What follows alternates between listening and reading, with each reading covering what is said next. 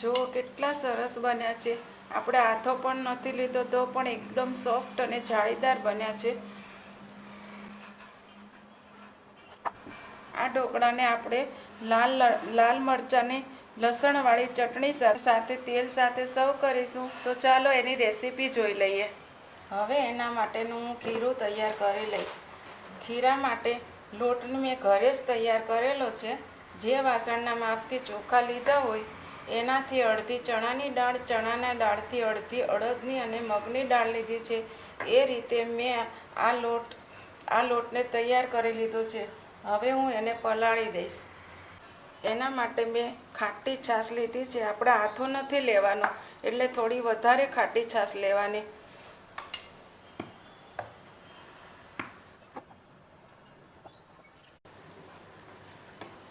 થોડું પાણી પણ ઉમેરવાનું।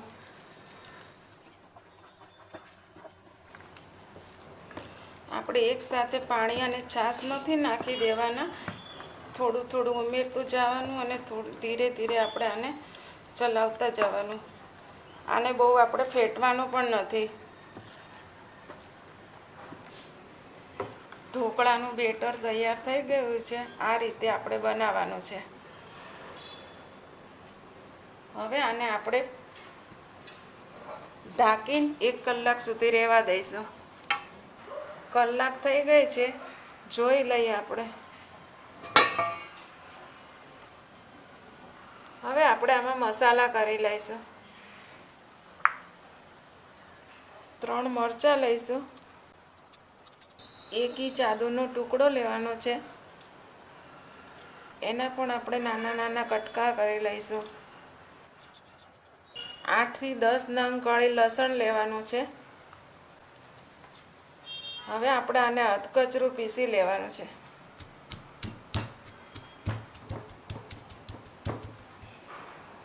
આવી રીતે આપણે અધકચરું જ વાટવાનું છે। મસાલા કરી લઈશું। પેસ્ટ ઉમેરી દઈશું। હળદર, અડધી ચમચી હળદર ઉમેરી દઈશું। સ્વાદ પ્રમાણે મીઠું, અડધી ચમચી બેકિંગ સોડા, 1 ચમચી તેલ મિક્સ કરી લઈશું। મિક્સ થઈ ગયું છે। હવે આપણે આના ઢોકળા ઉતારી લઈએ। ઢોકળા બાફવા માટે પાણી મૂકી દઈએ।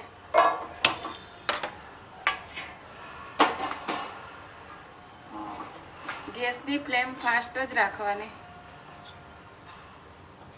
પાણી ગરમ થાય ત્યાં સુધી આપણે થાળીમાં તેલ લગાવી દઈએ।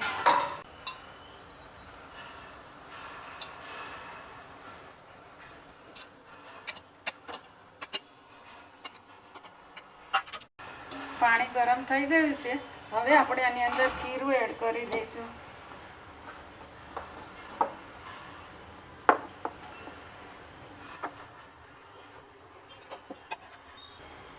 ઢાંકીને 10 મિનિટ સુધી આવી રીતે આપણે રહેવા દઈશું। 10 મિનિટ થઈ ગઈ છે, જોઈ લઈએ।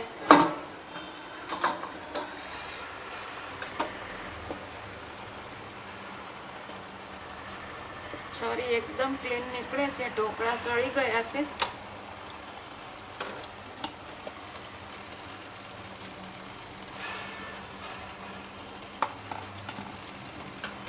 બીજી થાળી પણ મેં તૈયાર કરી લીધી હતી, એ પણ મૂકી દઈએ।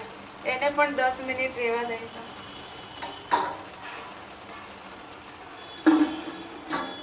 જોઈ લઈએ, આ ઢોકળા પણ તૈયાર થઈ ગયા છે।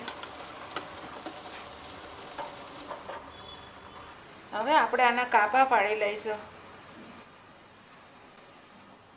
જેટલી સાઈઝના પાડવા હોય એટલા સાઈઝના નાના નાના કાપા પાડી લેવાના।